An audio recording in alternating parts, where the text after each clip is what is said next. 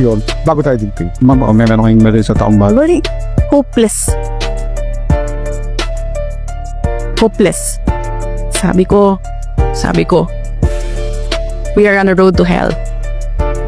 This country will go nowhere. I'm telling you.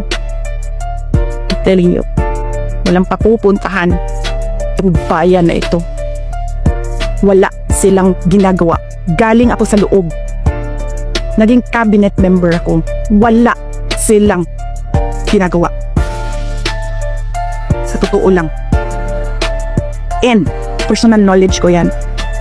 Kasi I was there. I sat there. I listened. Rinig ko. Lahat. Wala nang papupuntahan ito. Sabi ko nga sa inyong lahat, BBM, Lisa, Martin Romualdez, o kung sino pa man yan dyan, gusto humabol sa akin, God me to hell. Go ahead. Tingnan nyo.